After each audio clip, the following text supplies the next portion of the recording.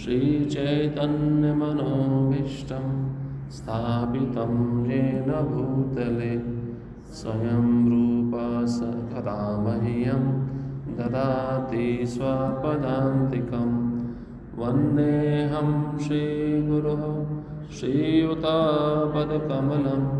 श्रीगुरुन् वैष्णवांश्च श्रीरूपं साग्रजातं सहगणरघुनाथान्वितं तं सजीवं साद्वैतं सावधूतं परिजनसहितं कृष्णचैतन्यदेवं श्रीराधा कृष्णपादान् सहगणललिता श्रीविशाखान्वितांश्च हे कृष्ण करुणा सिन्धु दीनबन्धो जगत्पते गोपेश गोपिकान्त राधाकान्त नमस्तुते। तप्त काञ्चन गौराङ्गी राधे वृन्दावनेश्वरी वृषभानुसुते देवी प्रणमामि हरिप्रिये। वाञ्छाकल्पतरुभ्यश्च कृपा सिन्धुभ्येव च पतितानां पावनेभ्यो वैष्णवेभ्यो नमो नमः। नमो महावदन्याय कृष्णप्रेमप्रदायते कृष्णाय कृष्णचैतन्य नामिने गौरत्विषे नमः। नमः ॐ विष्णुपादाय कृष्णप्रेष्ठाय भूतले श्रीमते लोकनाथ स्वामिनिति नामिने। नमः ॐ विष्णुपादाय कृष्णप्रेष्ठाय भूतले श्रीमते भक्तिवेदान्त स्वामिनिति नामिने। नमस्ते सारस्वते देवे गौरवाणी प्रचारिणे निर्विशेष शून्यवादी पाश्चात्यदेशतारिणे। जय श्री कृष्ण चैतन्य प्रभु नित्यानंद श्री अद्वैत गदाधर श्रीवासादि गौरभक्तवृंद। हरे कृष्णा कृष्णा कृष्णा हरे हरे हरे राम राम राम हरे हरे।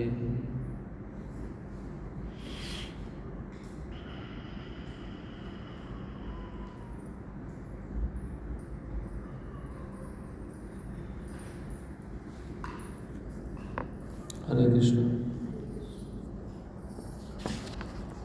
सबका स्वागत है आज के सत्र में। पिछली कक्षा में हमने पति के कर्तव्य और दायित्व इसके बारे में चर्चा किया था।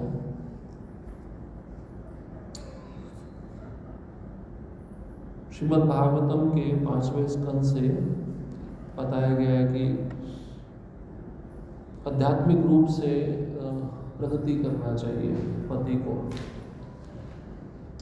और पत्नी को भी आध्यात्मिक रूप से प्रगति कराना चाहिए। और जो संतान जन्म लेती है उसको भी जन्म मृत्यु के चक्र से मुक्त करने का दायित्व वो माता पिता पे रहता है।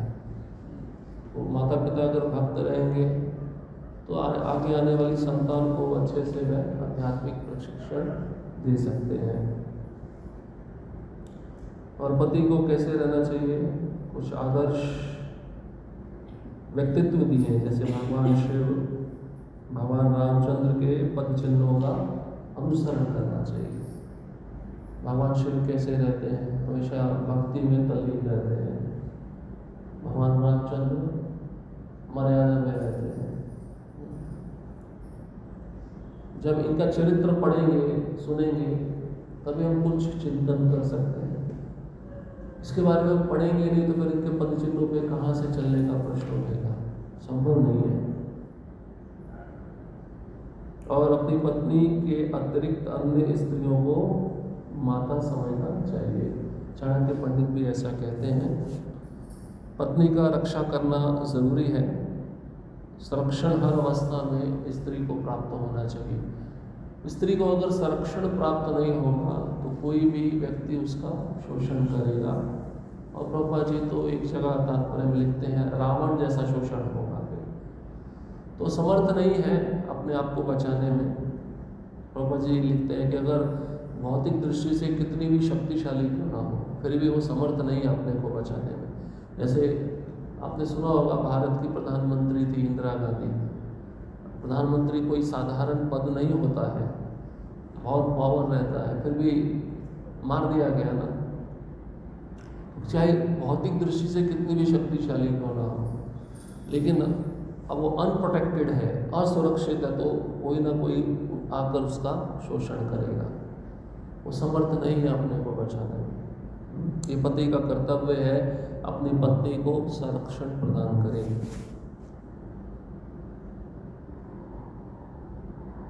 यहाँ पे बताया कि जिस प्रकार कोई अपने धन को एक उचित स्थान पर सुरक्षित रखता है, वैसे ही सुरक्षा अपनी पत्नी को प्रदान की जानी चाहिए। इसका मतलब जैसे धन है वैसे ही पत्नी भी है। सुरक्षा की दृष्टि से, व्यक्तिगत दृष्टि से, हर एक दृष्टि से ज़रूरी है धन को कितना संभाल कर रखा जाता है। ऐसे ही पत्नी को, बेटी को, बहन को, बहू को संभाल के रखना चाहिए। ये घर के बड़े बुजुर्गों का दायित्व है। और उसकी जो आवश्यकताएं हैं उसको भी पूरा करना चाहिए। वस्त्र है, आभूषण है, संतान है, खाना है, घर है, तो उसके बिना गृहस्थ जीवन पूर्ण नहीं होता है। वो सब प्रदान करना चाहिए, ये पति का कर्तव्य है।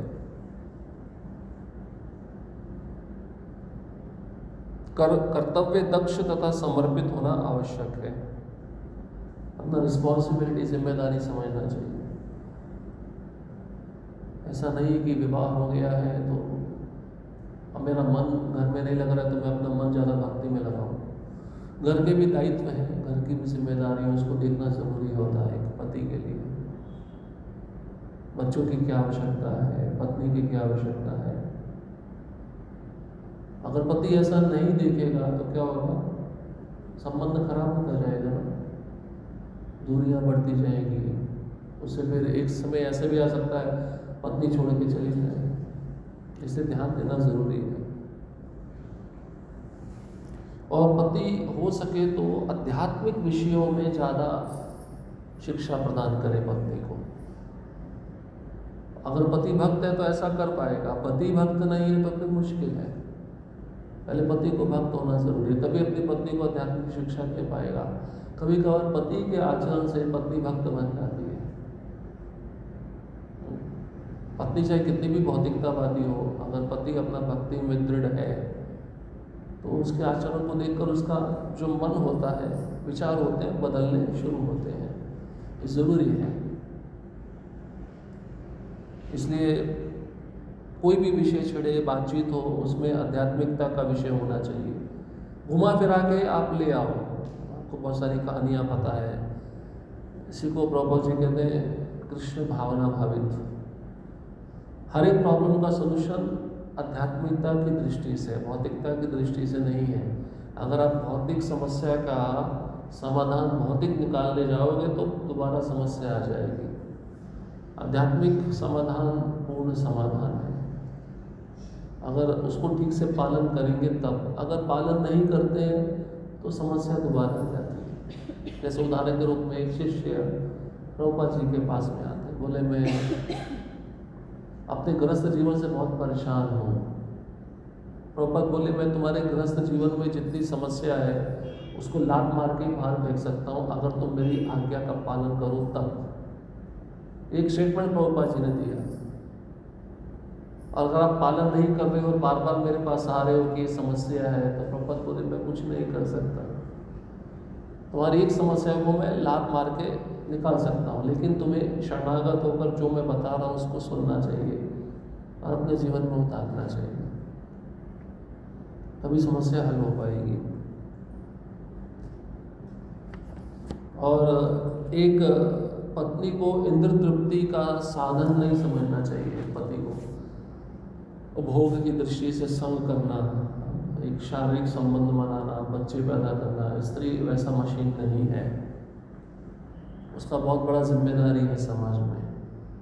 हमने अभी अब आगे आने वाले टॉपिक में आएगा कौन कौन सी स्त्री हैं जो पतिव्रता थी, जिन्होंने पूरे कुल का नाम रोशन किया, पूरे समाज का नाम रोशन किया।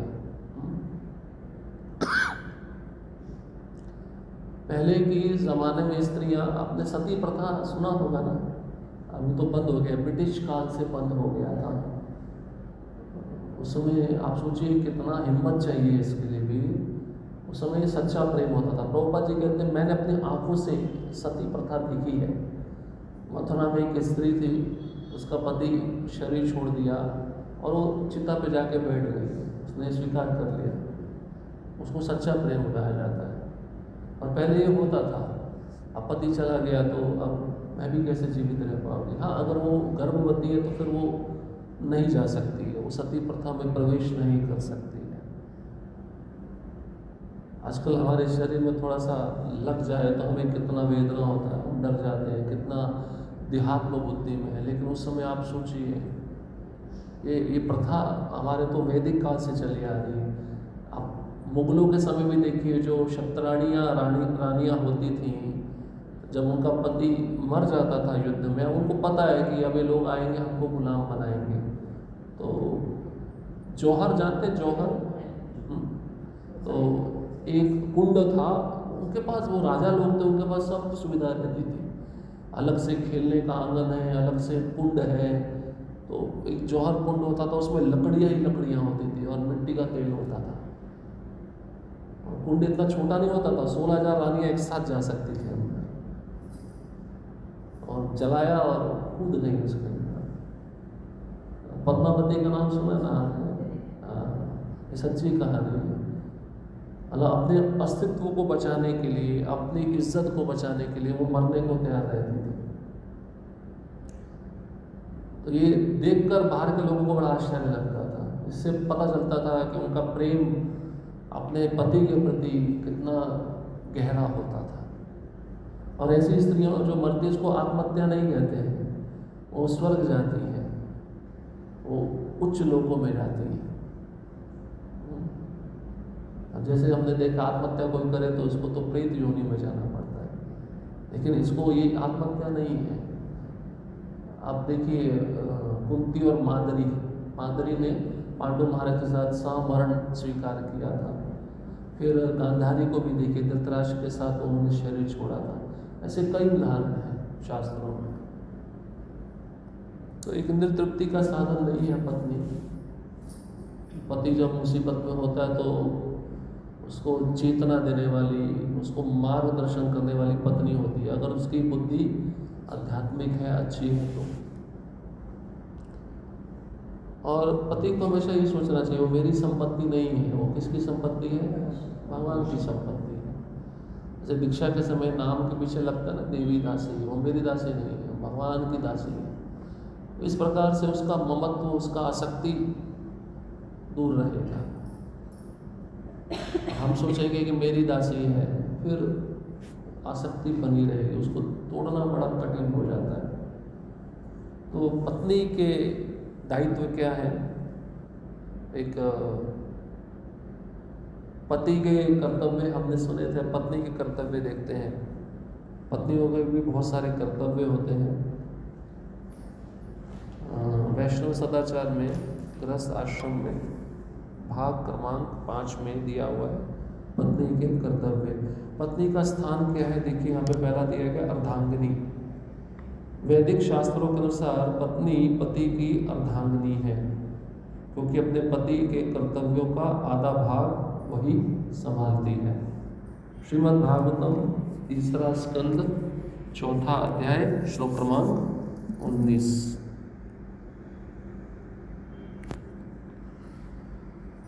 इत्यावेदितार्दाय मह्यं स भगवान् परः आदिदेशविन्दाक्ष आत्मनः परमं स्थितं मैं वो श्लोक पढ़ रहा हूँ 3 स्कंद का। उसके तात्पर्य में प्रभुपाद जी लिखते हैं,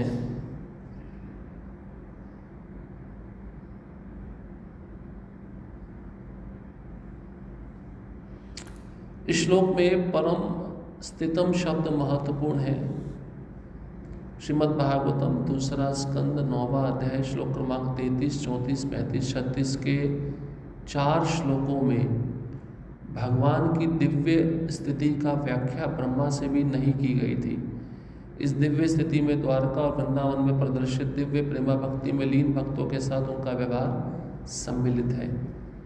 जब भगवान ने अपनी विशिष्ट दिव्य स्थिति की व्याख्या की तो वह केवल उद्धव के लिए थी, और इसलिए उद्धव ने विशेष रूप से मह्यम मेरे प्रति कहा।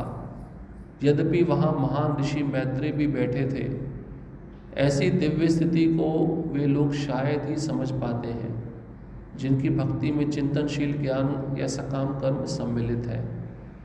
मेरे ख्याल से ये जो कोड दिया है ना, ठीक नहीं दिया है। यहाँ पे तो उसका कोई कुछ उल्लेख नहीं है ना, ये मिसप्रिंट हो गया थोड़ा।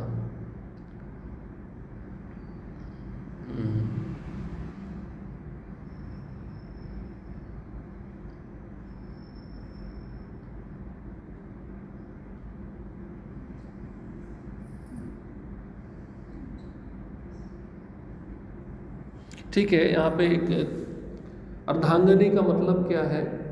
पति के कर्तव्यों का आधा भाग। जैसे पति कमा के लाता है, तो जो धन कमा के लाता है, जब पत्नी जानती है ना कि कितना खर्चा होता है, कैसे उसको यूज़ करना है, धन का कौन सा सही भाग कहाँ पे लगना चाहिए, तो ये जो बुद्धि है ये पत्नी में होती है। तो ठीक से अगर वह पत्नी अपना बुद्धि का इस्तेमाल करती है तो पति का जो टेंशन होता है ना वो कम हो जाता है। इसलिए इस रूप में उसको अर्धांगिनी कहा गया। और धर्म के भाग में भी ऐसा माना जाता है कि जो भी धर्म पति करता है उस धर्म का आधा भाग पत्नी को मिलता है। अब ऐसा नहीं सोचना चाहिए पत्नी को, चलो पति 16 माला कर रहा है 8 माला हमें मिल जाएगा, ऐसा नहीं है। ऐसा कई माताएं बोलती हमको क्या करने का जरूरत है, हमारा अपना अलग शरीर है, अपना अलग कर्म है, हमें अपना दायित्व नहीं तो फिर दीक्षा देते समय गुरु ऐसा ही बोलते तुम 8 माला करो 16 माला करेंगे, सबके लिए 16 माला का नियम है ना। तो आप देखते हैं ना यज्ञ करते हैं तो यज्ञ में पति पत्नी दोनों होने चाहिए, एक होंगे तो यज्ञ नहीं होता है। तो रामायण में भी आप पढ़िए, जब भगवान राम यज्ञ किए, सीता को वो छोड़ आए थे वन में, अब बिना पत्नी के यज्ञ कैसे हो सकता है, तो उन्होंने सोने की सीताएं बनाई थी। अब भगवान है वो तो वैसे भी सीता बना सकते थे, उनके लिए कोई बड़ी बात नहीं है, लेकिन मर्यादा में है, अन्य स्त्री का संग नहीं कर सकते, एक पत्नी व्रत है। तो सीता का एक आकृति बना के सोने का उन्होंने यज्ञ में रखा था, तब यज्ञ पूरे किए थे। तो यज्ञ में दोनों का बैठना जरूरी होता है, एक बैठेगा तो यज्ञ पूर्ण नहीं होता है। फिर आपने देखा होगा पति कोई चीज़ अर्पण करता है तो पत्नी हाथ लगाती है ना, इसको कहते हैं अर्धांगिनी। असली अर्थ ये है अर्धांगिनी का। अब लोग एक गलत दृष्टि से दिखाते हैं, एक चित्र है आधा भाग पुरुष का आधा भाग स्त्री का। ये जो देखो गलत तरीके से आप प्रेजेंट करोगे ना तो लोगों के दिमाग में ये घुसता है। अब और इसको लोग पता है किस दृष्टि से ले रहे हैं, ये सत्य घटनाएं हैं, इस पर आधारित है। आप सोचिए, विचार करिए। अब पुरुष है वो अपना लिंग बदल रहा है, वो स्त्री बनना चाहता है, स्त्री है वो अपना लिंग बदल रही है, वो पुरुष बनना चाहती है। वो क्या सोचते हैं दोनों में कोई भेद नहीं है, इसलिए हम पुरुष भी बन सकते हैं, हम स्त्री भी बन सकते हैं। ऐसा नहीं है, ये गलत है। आपको जो शरीर मिला है उस प्रकृति के अनुसार आपको चलना पड़ेगा। आप उसके अलग जाकर चलोगे ना, उसके दुष्परिणाम आपको भविष्य में मिलेंगे। अपना लिंग बदलवा कर, बाल लंबे कर कर, प्लास्टिक सर्जरी कराकर कोई पुरुष स्त्री नहीं बन सकती। स्वभाव तो वैसा ही रहेगा ना, स्वभाव को तो नहीं बदल सकते हैं। और स्त्री भी ऐसा करके पुरुष बनना चाहे तो वो भी संभव नहीं है। तो लोग इस शब्द का ऐसे गलत मतलब निकालते हैं। इसलिए आप देखिए, कोई भी पूजा हो, कोई भी अर्चना हो, कोई भी अनुष्ठान हो, कोई भी संकल्प हो, उसमें साथ रहना चाहिए पति पत्नी को। ये ज़रूरी माना गया है, शास्त्रों में भी लिखा गया है। वाम भाग समझते हैं? वाम भाग शब्द ये भी इससे संबंध है। वाम मतलब पास में बैठना। उसमें आप संस्कृत पढ़िए, संस्कृत एकदम शुद्ध भाषा है। उसमें लिखा होता है वाम भागे जम्बू द्वीपे भरत खंडे, सब शब्द आते हैं उसमें। पार्वती जी हमेशा शिव जी के पास में बैठ के कथा सुनती है। राधा रानी हमेशा कृष्ण के साथ में रहती है। वाम भाग बोलते हैं इसको। तो ये शब्द इससे जुड़ा हुआ है, इसलिए उसको अर्धांगिनी बोला जाता है। ऐसा नहीं कि आधा शरीर उसका जुड़ गया, पुरुष को अर्धांगिनी इस दृष्टिकोण से कहला रही नहीं। ये आगे बताते हैं, इस प्रकार धार्मिक क्रियाकलापों में वे दोनों एक ही हैं। देखिए, एक है मतलब क्या? जो पुरुष को संकल्प लेकर फल मिलेगा वही उसकी पत्नी को भी मिलेगा, इसलिए इसको एक कहा गया है। ऐसा नहीं है कि पुरुष को ज़्यादा मिलता है, पत्नी को थोड़ा कम मिलता है, ऐसा नहीं। अगर आप अनुष्ठान को अच्छे से करेंगे, उसको कंप्लीट करेंगे, तो दोनों को फल एक ही मिलता है, अलग नहीं मिलता है, या कम या ज़्यादा नहीं मिलता है। इसका अर्थ ये भी है। और अपने पति के योग्य मार्गदर्शन में रहने पर पत्नी सुखी रह सकती है। ये प्रभुपाद जी अपने प्रवचन में कहे हैं। सही है ना?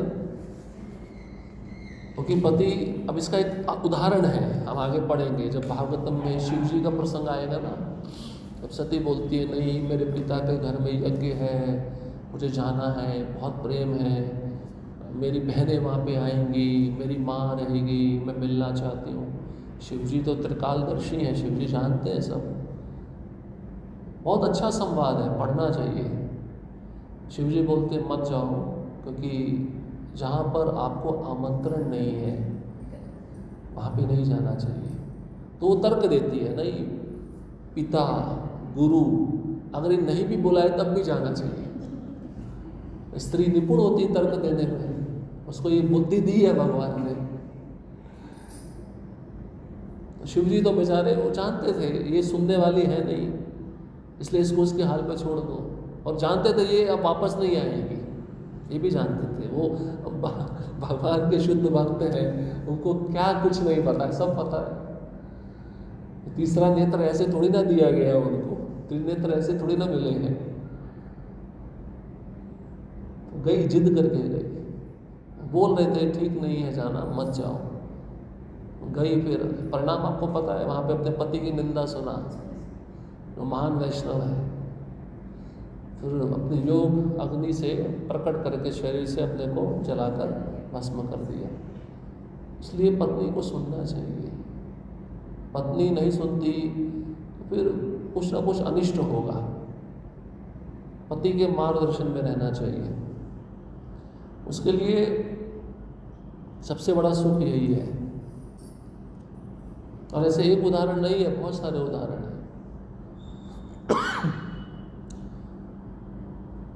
पति का योग्य मार्गदर्शन कब होगा? जब वो शास्त्र पढ़ता है, शास्त्र को सुनता है, और शास्त्र को हर दृष्टिकोण से समझकर परिस्थिति क्या है, अनुकूल है प्रतिकूल है, उसके अनुसार वो आपको बताए, तो योग्य मार्गदर्शन है। अब जो भक्ति नहीं है फिर उससे क्या अपेक्षा की जाए? भाई आपकी बुद्धि, आपका मस्तिष्क, आपकी इंद्रियां अगर संसार में लगी है तो विचार भी तो वैसे ही रहेंगे ना। और इसके विपरीत अगर बुद्धि कृष्ण में लगी है, भक्ति में लगी है, सेवा में लगी है, और कोई प्रॉब्लम भी आ जाए तो उसका सॉल्यूशन आध्यात्मिक होता है, उससे व्यक्ति बाहर आ जाता है, चिंता नहीं करता है। और वैसा वो अपनी पत्नी को भी समझा सकता है। पत्नी में कभी कभार थोड़ा ठहराव कम होता है, समझते हैं, पेशेंस बोलते उसको, धैर्य अभी हो जाए। हर चीज़ अपना समय लेती है, आपके कहने से वो चीज़ तुरंत नहीं होगी। प्रभुपाद जी कहते हैं फल को पाने में के लिए भी तो समय लगता है ना, उसका देखभाल करना पड़ता है। प्रभुपाद जी बहुत अच्छा उदाहरण देते हैं उपदेशामृत में। गर्भवती होती है स्त्री, बड़ी खुश होती है, और अभी बच्चा बाहर आ रहा है, 9 महीना उसको धैर्य रखना पड़ता है, और जो डॉक्टर बोलता है वैसा करना पड़ता है। तब 9 महीने की तपस्या के बाद जब बच्चा आता है उसको कितनी खुशी होती है। इसलिए वो धैर्य देने के लिए पति होता है। अब पति ही स्वयं धैर्यवान नहीं है, वो किसको धैर्य देगा? और मुसीबत आ गई हो, ये प्रॉब्लम है, विचलित। तो एक अच्छा पति का लक्षण यही है, वो भक्त हो और एक दीक्षा लेकर योग्य गुरु के मार्ग निर्देशन में सेवा करे, तब वो अच्छा गाइड कर सकता है। वो भक्त नहीं है तो फिर उसकी बुद्धि भौतिकता में लिप्त होकर भौतिक संसार के विषयों की चर्चा करेगी। इसलिए ये गृहस्थ आश्रम में जो भक्त हैं उनके लिए नियम बताए गए हैं। शास्त्र अच्छे से पढ़ना चाहिए। इसका एक उदाहरण है महाभारत में, भागवत में भी वर्णन आता है। जब अश्वत्थामा को पकड़ के ले आए, कौन? अर्जुन। अब भीम बोलते हैं इसको मार दो, युधिष्ठिर बोलते हैं मत मारो, द्रौपदी भी बोल रही मत मारो, ब्राह्मण का पुत्र है। अब किसकी आज्ञा का पालन किया जाए? भगवान कहते हैं दोनों को संतुष्ट करो। दोनों को कैसे संतुष्ट करें?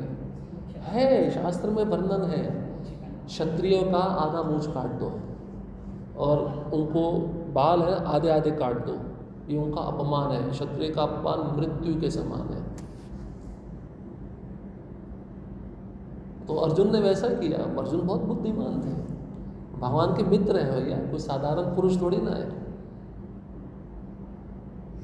तो उन्होंने अश्वत्थामा को मार भी दिया अपमान की दृष्टि से। अब तू रहेगा तो ऐसे ही घूमेगा, सब लोग तेरा उपहास करेंगे।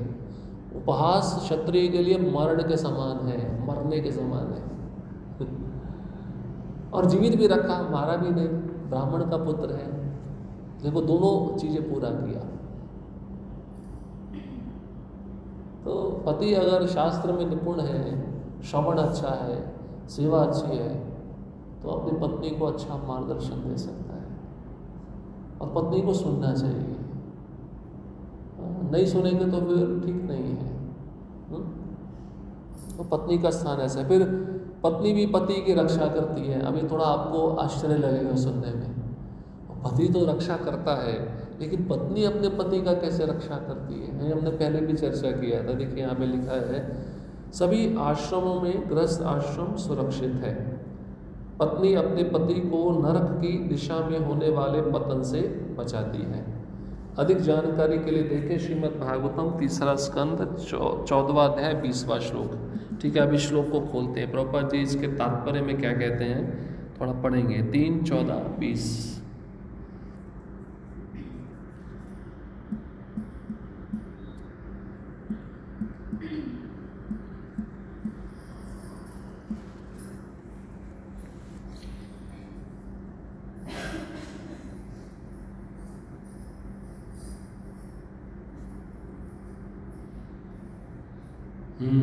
देखिए बहुत अच्छा तात्पर्य और अनुवाद है, ध्यान से सुनिए।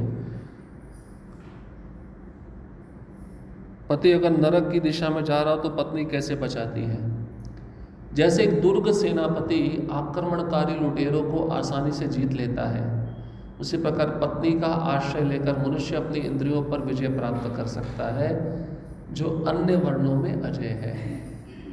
कितना अच्छा उदाहरण बताया। मान लीजिए आप हाईवे से जा रहे हो और कुछ लुटेरे खड़े हैं आपको लूटने के लिए, और आपके पास भी सामान है, लड़ने के लिए हथियार है, और आपको पता है फाइटिंग कैसे करना है, लड़ना कैसे है, उसका ट्रेनिंग आपके पास में है। तो आप उन हथियारों के द्वारा उन लुटेरों को भगा सकते हो ना। उसी प्रकार से एक पति पत्नी का आश्रय लेकर अपनी इंद्रियों पर विजय प्राप्त कर सकता है। कैसे? हाँ, अपनी पत्नी के संग में रहकर वो बाह्य संसार के आकर्षण से मुक्त हो सकता है। अपनी इंद्रियों को बाहर के विषयों में ना लगाकर पत्नी के साथ में रहकर जो कर्तव्य होते हैं उसको निभाकर वो अपनी इंद्रियों को नियंत्रित कर सकता है। अब समझते हैं जैसे ब्रह्मचारी आश्रम है, उसमें हम यही सलाह देते हैं, अगर तुमसे नहीं रहा जा रहा तो एक अच्छा पर्याय है आप गृहस्थ आश्रम में चले जाओ। एक पत्नी को रहकर आप अपना जीवन यापन करो, एक अच्छे आदर्श गृहस्थ बनो। अगर वही ब्रह्मचारी ना सुने और माताओं को गलत दृष्टि से देखता रहे, परिणाम क्या होगा? कोई ना कोई माता जो है भाग जाएगी। तो ये समाज पे कितना गलत असर पड़ेगा। तो अगर एक पत्नी के साथ में रह के वो अच्छा कर्तव्य निभा रहे तो अपनी इंद्रियां उसके ऑटोमेटिक उसके नियंत्रण में आ जाएंगी, उसको ज़्यादा प्रयास करने की आवश्यकता नहीं है। अब देखिए प्रभुपाद जी तात्पर्य में लिखते हैं, वही बात लिखते हैं, मानव समाज के 4 वर्णों में से विद्यार्थी या ब्रह्मचारी वर्ण, गृहस्थ वर्ण, वानप्रस्थ वर्ण और सन्यासी वर्ण गृहस्थ सुरक्षित पक्ष में है। क्यों गृहस्थ सुरक्षित क्यों है? उसकी इंद्रियां नियंत्रण में रहती है अपनी पत्नी के साथ रहकर। ब्रह्मचारी सुरक्षित नहीं है, सन्यासी भी सुरक्षित नहीं है, वानप्रस्थी भी सुरक्षित नहीं है। क्यों भैया? अब उनको अनुभव नहीं है सब चीज़ों का, समझ रहे हैं? इसलिए उनकी आंखें बड़ी चंचल रहती है, इधर उधर देखना, इसलिए प्रैक्टिस चाहिए। जब तक आप ब्रह्मचारी आश्रम में भी 20 साल अच्छे से गंभीरता से नहीं बिताते हो, तब तक वो आपके अंदर गुण नहीं आ पाएगा। बड़ी तपस्या चाहिए इसके लिए। उदाहरण दिया, शारीरिक इंद्रियां शरीर रूपी किले को लूटने वाली मानी जाती हैं। पत्नी को किले की सेनापति माना जाता है। सेना है, बराबर है, करेक्ट है। देखो कितना अच्छा उपमा दिया गया है इधर। और इसलिए जब भी इंद्रियों द्वारा शरीर पर आक्रमण होता है तो पत्नी शरीर को टूटने से बचाती है। काम वासना तो सभी के लिए अपरिहार्य है, लेकिन जिसकी पत्नी निश्चित है वह इंद्रिय शत्रुओं के आक्रमण से बचा रहता है। जिस पुरुष की पत्नी अच्छी होती है वह कुंवारी लड़कियों को भ्रष्ट करके समाज में अशांति नहीं फैलाता। ये मुख्य बात है। इस कारण से गृहस्थ जीवन सुरक्षित माना जाता है। पत्नी अच्छी हो, वो पति अपनी पत्नी के साथ में रहेगा, उसकी गलत दृष्टि बाहर की स्त्रियों के प्रति नहीं जाएगी। और वो विवाहित नहीं है, या तो उसकी पत्नी है, उसकी पत्नी भी अच्छी शिक्षा नहीं दे रही है, उसका नहीं सुन रही, फिर उसका मन, उसकी इंद्रियां बाहर के जगत में जाएगा, अशांति फैलेगा। इसलिए मैचिंग होना भी जरूरी है। जैसे कहते हैं कि कृष्ण भावनामृत कब प्रकट होता है? जब अच्छा श्रोता हो और अच्छा वक्ता हो। समझ रहे हैं? जब अच्छा वक्ता जो अच्छा ज्ञान अपने जीवन में उतारा भी है और देना भी जानता है, प्रेजेंट करना भी जानता है, और सुनने वाला सिंसियर हो। जब दोनों कॉम्बिनेशन हो जाते हैं ना, तो भगवान वहाँ पे प्रकट हो जाएंगे। उसी तरह से पति पत्नी का कॉम्बिनेशन होना चाहिए। अगर नहीं भी है तो कृष्ण को केंद्र बिंदु में रखकर बना सकते हो, है या नहीं है? भौतिकतावाद में कितने सारे जब इस्कॉन में आकर बाद में भक्त बनते हैं तो ये सब चीज़ें जो बाहर करते थे वो छोड़ देते हैं, है या नहीं है? सुधार आ जाता है, इम्प्रूवमेंट आ जाता है। इसका कारण क्या है? दोनों ने आध्यात्मिक जीवन को बहुत गंभीरता से लिया, ये कारण है। इसलिए इंद्रियों को यहाँ पर किले का लुटेरा बोला गया है। किला क्या है? शरीर है। लुटेरे कौन है? इंद्रियां। कैसे? क्योंकि हमारी इंद्रियां भागती रहती है ना, इसलिए उनको उपमा लुटेरों की दी गई है। अब आप किले का सेनापति कौन है? पत्नी। वो अच्छा मार्गदर्शन नहीं करेगी तो ये लुटेरे भागेंगे, और ये पत्नी अगर अच्छा मार्गदर्शन करे तो लुटेरे लूट नहीं पाएंगे, उस किले को नियंत्रण में रहेंगे। ये उपमा दी गई है। इसलिए यहाँ पर कहा गया है कि कुछ भी पति के जीवन में नरक में दशा हो तो उससे बचाने वाली उसकी पत्नी होती है। फिर दूसरा है, आपातकालीन परिस्थिति में वह पति को अच्छी सलाह देती है ना? अच्छी सलाह कब देगी? जब वो कृष्ण के बारे में चर्चा करती है। यहाँ का इधर उधर का चर्चा नहीं। जब कृष्ण के बारे में चर्चा करती है, कृष्ण के बारे में सुनती है, तभी वो अच्छी सलाह दे पाएगी। यहाँ पे प्रभुपाद जी भागवतम से दे रहे हैं 4 स्कंद 26वां अध्याय 16वां श्लोक। इसको निकाल के देखते हैं।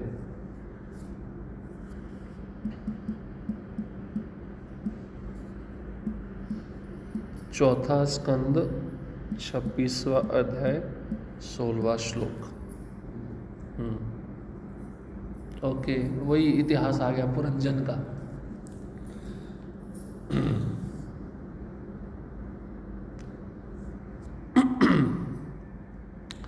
अच्छी पत्नी और अच्छी बुद्धि में कोई अंतर नहीं है। जिसके पास अच्छी बुद्धि है वह ठीक से विचार विमर्श कर सकता है और अपने आप को अनेक खतरनाक परिस्थितियों से बचा सकता है। भौतिक अस्तित्व में हर कदम पर खतरा है। पदम पदम यद विपदाम न तेषाम, ये भौतिक संसार वास्तव में किसी बुद्धिमान व्यक्ति या भक्त के लिए रहने का स्थान नहीं है, क्योंकि यहाँ हर कदम पर खतरा है।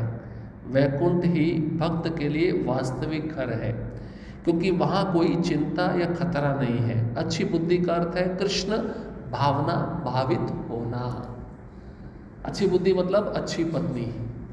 अच्छी बुद्धि का मतलब कृष्ण भावना भावित बुद्धि। इसका मतलब क्या, पत्नी अगर भक्त होगी तब वो अच्छी सलाह अपने पति को दे सकती है। और देखो, भक्ति करने से सारे गुण आते हैं ना, है नहीं है?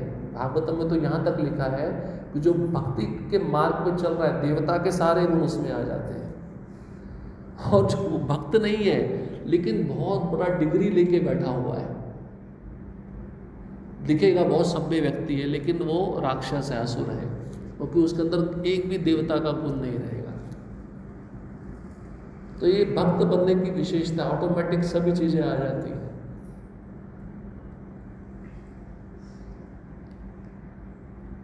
चैतन्य चरितामृत में कहा गया है, कृष्ण ये भजे से बड़ा चतुर।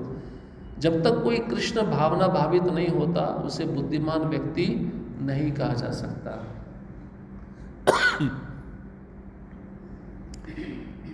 द्रौपदी के जीवन में जब भी संकट आता था, किसको याद करती थी? भगवान को। तो पत्नी है ना, अब लग रहा है कि जीवन में संकट आ गया तो भगवान ही एक आश्रय है। भगवान को याद करती थी, भगवान आ जाते थे, भगवान मदद करते थे ना। वो प्रसंग आपको याद है, अक्षय पात्र था, सब कुछ खत्म हो गया था। खत्म इन द सेंस, जब तक द्रौपदी नहीं खाएगी तब तक अक्षय पात्र अनलिमिटेड अन्न दान देता रहेगा।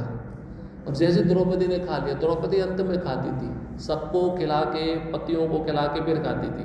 अब अंत में उसने खा लिया तो देवोदन के कहने पर दुर्वासा मुनि ने यही सोचा था, द्रौपदी के खाने के बाद जाऊंगा। बोले भिक्षा, कुछ भी खाने को नहीं है, बड़ा क्रोधित है, वो डर लग गया, अब क्या किया जाए। तो पति के बजाय भगवान को पुकारती। जो भगवान ही असली पति है ना, उसको ये सब ज्ञान था। भगवान आते हैं, भगवान बोलते हैं मुझे क्यों बुलाया, बुलाया तो भूख लगी है, कुछ खाने को दे दो।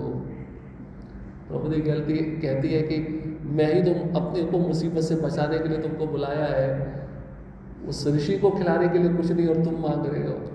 भगवान को सब पता रहता है। भगवान ने बोला कि देखो तो सही, वो पात्र में एक अन्न का दाना होगा, वो लेके आओ। यस्मिन तुष्टे जगत तुष्टम, भगवान संतुष्ट है तो पूरा जगत संतुष्ट है। भगवान ने वो दाना खाया तो सबका पेट भर गया। कहने का मतलब ये है कि मुश्किल परिस्थिति में अगर पत्नी को ऐसा लग रहा है कि मुझे कुछ सूझ नहीं रहा है क्या किया जाए, तो भगवान का याद करना चाहिए। जब माला लेके जप करने के लिए बैठ जाओ, अपने आप शांति भी मिलेगी, कुछ समय के बाद विचार भी आ जाएंगे, तो समस्या ये उसे कैसे बाहर निकला जाए।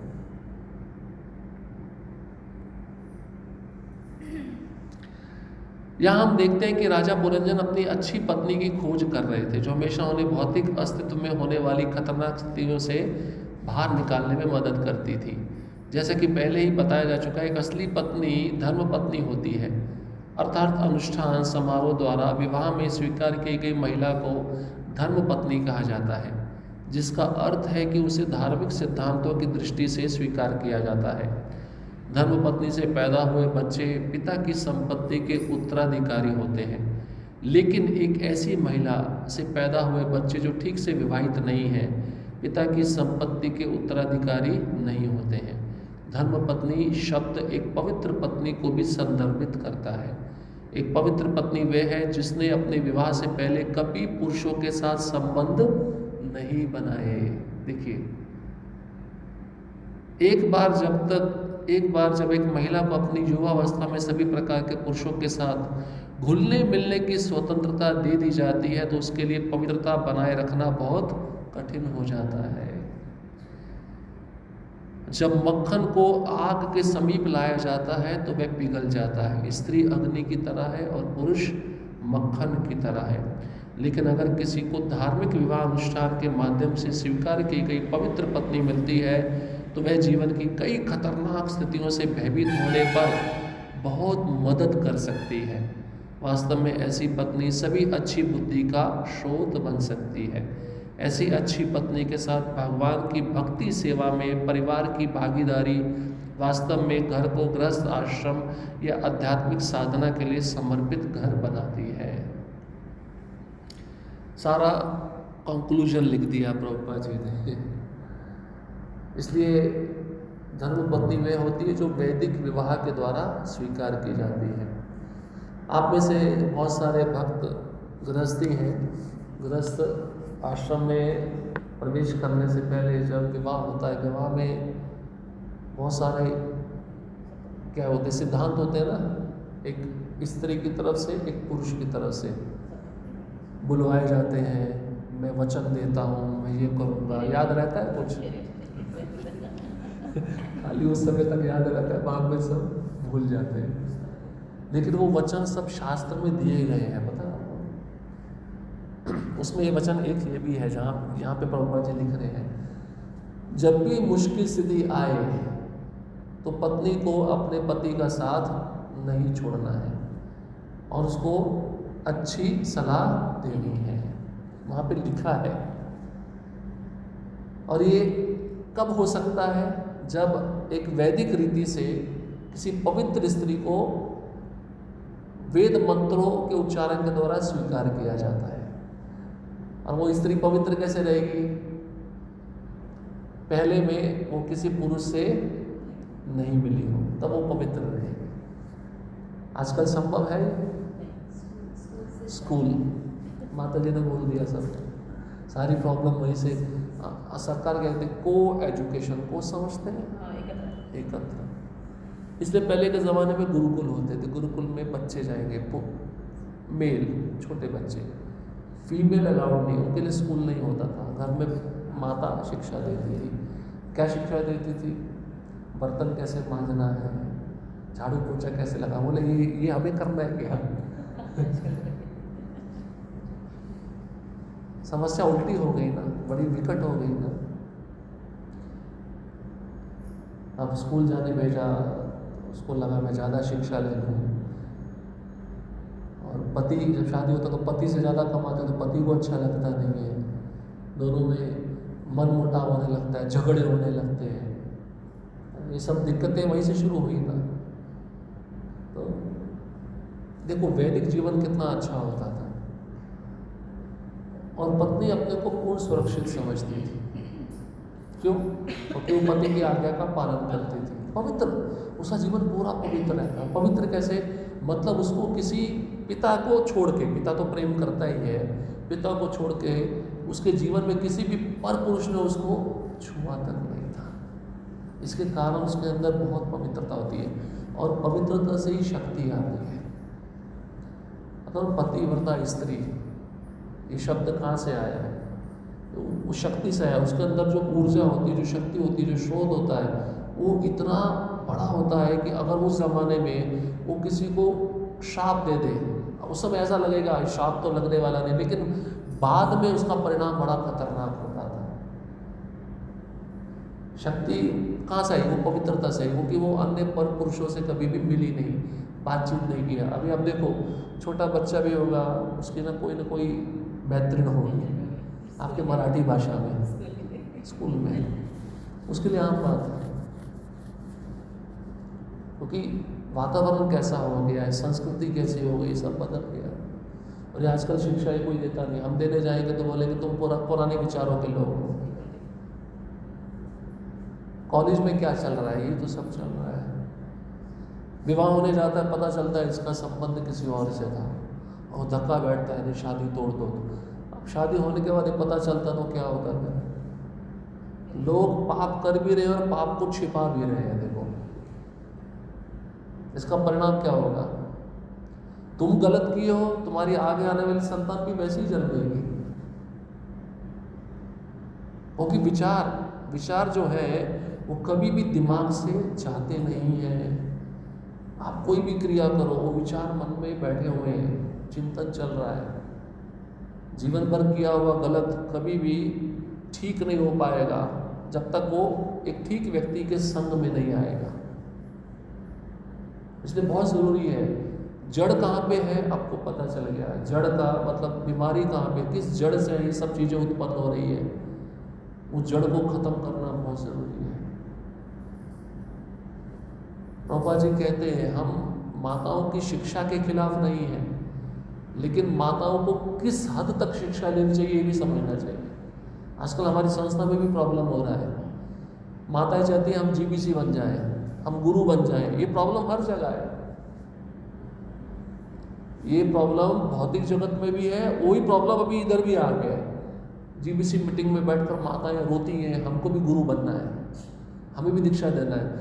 अच्छा आप एक बात बताओ, अभी व्यास आसन में बैठ कर ठीक है प्रवचन देना कोई गलत बात नहीं है, लेकिन आप दीक्षा दोगे, अगर आप पुरुष को दीक्षा दे दो, पुरुष आपसे क्या शिक्षा लेगा? सिद्धांत को फिर वो उदाहरण देती है जानवा माता का। वो तो गुरु थी। जानवा माता किसकी पत्नी? नित्यानंद प्रभु की पत्नी। वो साक्षात भगवान है वो।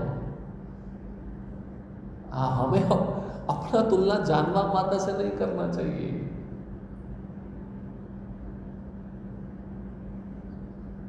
ये प्रॉब्लम इधर भी है। वेस्टर्न का पूरा प्रॉब्लम इधर आ गया है। इसलिए अभी भी कुछ ग्रुप है माताओं का इस्कॉन में वरिष्ठ, वो अपना रिट्रीट चलाती हैं। उसमें जो माताएं आती हैं उनको शिक्षा दी जाती है, सर पे कपड़ा क्यों रखती हो, इसका अर्थ है कि तुम निम्न श्रेणी की हो, तुम्हें कपड़ा रखने का जरूरत नहीं है, मॉडर्न होके चलना चाहिए, मॉडर्न विचार रखने चाहिए। इसी के अंदर एक जहर घोला जा रहा है। अब ऐसी स्वतंत्रता को अगर पर लग जाएंगे क्या होगा? है, मैं नाम नहीं लूंगा, संकट आ जाएगा। तो कठिन है वो। देखो बचाना, संस्था को भी बचाना कितना मुश्किल है। कलयुग कैसे प्रवेश करेगा कोई नहीं जानता, किस रूप में प्रवेश करेगा कोई नहीं जानता।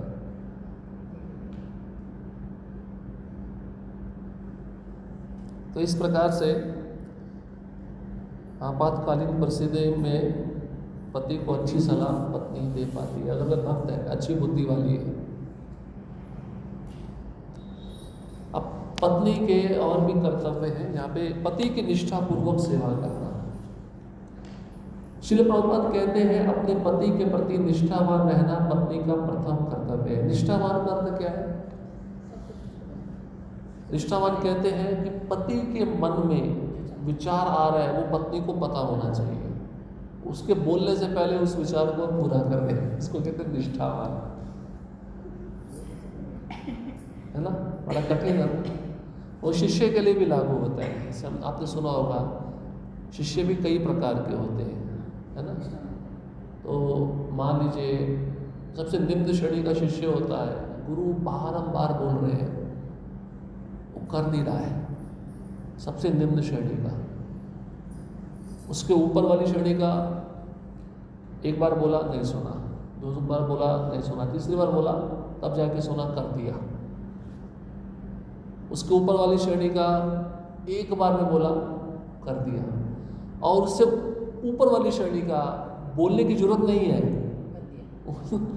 मेरे गुरु के मन में क्या विचार है, वो क्या चाहते हैं, उसको पूरा कर दिया। अब आप बोलोगे मन की बात कैसे जाने, ये प्रश्न उठेगा ना। भाई पति के मन में क्या चल रहा है आप कैसे जाने? आसान है जानना। जैसे उदाहरण के रूप में अभी दिसंबर में जो मौसम चल रहा है, पिछले दिसंबर साल में कौन सा मौसम था? ऐसे मौसम होगा ना। तो ये तापमान वाले हमको पागल बनाते हैं कि हाँ अब आज के दिन 2 दिसंबर है, इस समय ये तापमान, अरे पिछले साल था उसी का तुम डाटा हमको प्रस्तुत कर रहे हो, है ना? भाई व्यक्ति जीवन भर जो करता है, जो सोचता है, वो आगे का शरीर निर्माण कर रहा है ना। तो यमदूत भी यही कहते हैं, फॉर्मूला हम भी यहीं पे अपनाते हैं। आपको कहीं जाने का जरूरत नहीं है, इसके आगे का जीवन क्या होने वाला है इस व्यक्ति का, अब अभी देख लो, इसी जीवन में देख लो ये क्या बनने वाला है। समझ रहे हैं? तो आप शादी किए, मान लीजिए शादी तो है ही आपकी, लेकिन आपको अपने पति का स्वभाव साथ में रहने से पता चल गया ना, तो ये आपके लिए आसान हो गया। अब मान लीजिए पति थका आ रहा है, उसको पानी का जरूरत है, उसके बोलने से पहले पानी ला दिया, इसको कहते हैं निष्ठावान। उसके बोलने से पहले प्रसाद परोस दिया, उसको कहते हैं निष्ठावान। बोलने का जरूरत नहीं है, रात को सोने से पहले उसको क्या चाहिए पत्नी को पता होता है, तुरंत तैयार रख दिया, उसको कहते हैं निष्ठावान, समर्पित। ये जानना कोई मुश्किल नहीं है, आसान है। आप व्यक्ति को कब जान पाते हो? जब हमेशा उसके साथ में रहोगे तभी जान पाओगे ना, है या नहीं है? अब एक व्यक्ति आपसे कोसों दूर है, उसके बारे में आप क्या जानोगे? इसलिए बताते ना, व्यक्ति का हाव भाव, व्यक्ति का बोलचाल कब पता चलता है? जब वो साथ में आता है। रूपा जी कहते हैं कैसे पहचानोगे मूर्ख है या बुद्धिमान है? उसको माइक दे दो, वो बोलना शुरू करेगा, तुमको पता चल जाएगा ये बुद्धिमान है या मूर्ख है। बहुत आसान है समझना, है कोई मुश्किल नहीं है। इसलिए निष्ठावान होना चाहिए। बहुत अच्छे उदाहरण है, हम जब भागवतम पढ़ेंगे उसमें सब चरित्र आएंगे। आज के ज़माने में इस्कॉन के माताओं और प्रभुओं को सुनना बहुत ज़रूरी है और अपना दाम्पत्य जीवन अच्छे से चलाना है, नहीं तो मुश्किल है, फिर आगे बहुत मुश्किल है। वो गृहस्थ जीवन में भी ये भाव है, तू तेरा देख मैं मेरा देख, और कुछ लेना देना नहीं है। भीष्म पितामह महाभारत में कहते हैं अपने पति की सेवा के अतिरिक्त पत्नी को अन्य किसी भी कार्य जैसे यज्ञ, श्राद्ध, उपवास आदि करने की आवश्यकता नहीं है। इस प्रकार दोनों ही स्वर्ग को प्राप्त होते हैं। यद्यपि भक्त स्वर्ग की कामना नहीं करते हैं, फिर भी इस तत्व का पालन करना अनिवार्य है। तो प्रभुपाद जी भीष्म पितामह में महाभारत में क्या कहते हैं? पति की सेवा के अतिरिक्त पत्नी को अन्य किसी भी कार्य जैसे यज्ञ, श्राद्ध, उपवास आदि करने की आवश्यकता नहीं है। कितना बड़ा स्टेटमेंट है। बोले अब माता बोले कि हमारा जीवन क्या इसी में लगा हुआ है क्या? अब मान लो पति की आज्ञा पालन कर रही है, उसको श्राद्ध करने की भी जरूरत नहीं है, यज्ञ करने की भी जरूरत नहीं है, तो सोचिए पति का आज्ञा इन सब चीज़ों से कितना ऊपर है। अब बोलते हैं ना, वो शब्द आता है पति परमेश्वर। परमेश्वर नहीं है, परमेश्वर का प्रतिनिधि है, ऐसे समझ के सेवा करना चाहिए। पत्नी के लिए योग्य गुरु कौन है? उसका पति है। कितना बड़ा स्टेटमेंट है कि पति का आज्ञा इन सब चीज़ों से ऊपर है, कुछ और वस्तु करने का आवश्यकता ही नहीं है, और ये करने से आपको सारा फल मिल जाएगा। और उसमें कौन सा फल है? स्वर्ग जाना। स्वर्ग जाना बोले भक्त स्वर्ग नहीं जाता है लेकिन फिर भी बताया स्वर्ग मतलब उच्च लोकों में उसको गति प्राप्त होती है। मान लो भक्त भी नहीं है, उच्च लोकों में तो जाएगा एटलीस्ट। आगे कहते हैं उसे अपने पति के प्रति विश्वस्त होना चाहिए। शांत स्वभाव तथा सेवक की भावना उसे शोभा देती है। पति के प्रति विश्वास होना चाहिए। भागवतम 4 स्कंद 18वां अध्याय 17वां श्लोक। प्रभुपाद जी देखते हैं तात्पर्य में क्या कहे हैं। 4, 18, 17।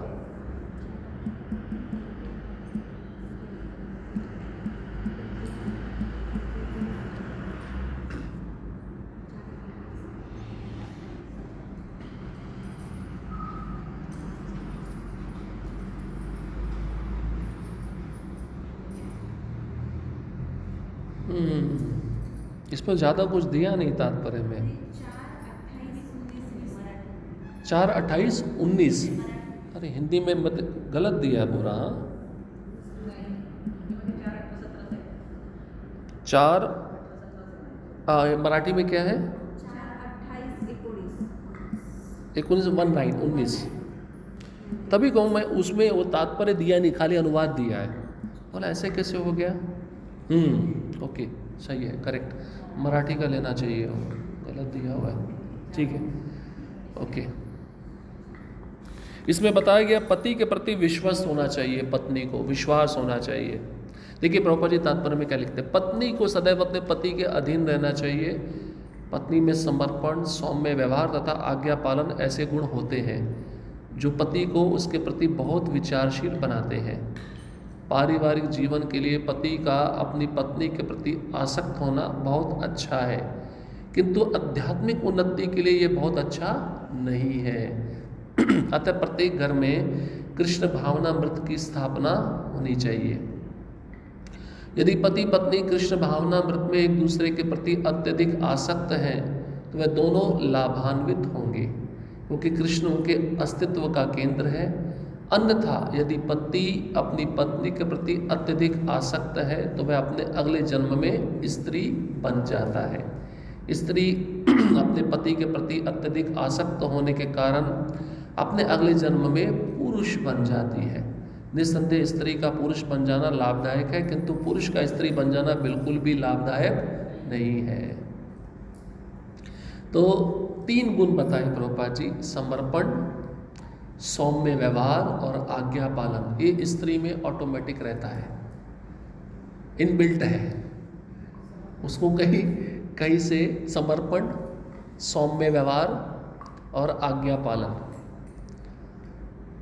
देखा है ना, आज के ज़माने में एटलीस्ट माताएं आज्ञा पालन तो करती हैं। अभी आगे आने वाला ज़माना क्या है मुझे पता नहीं है उसके विषय में।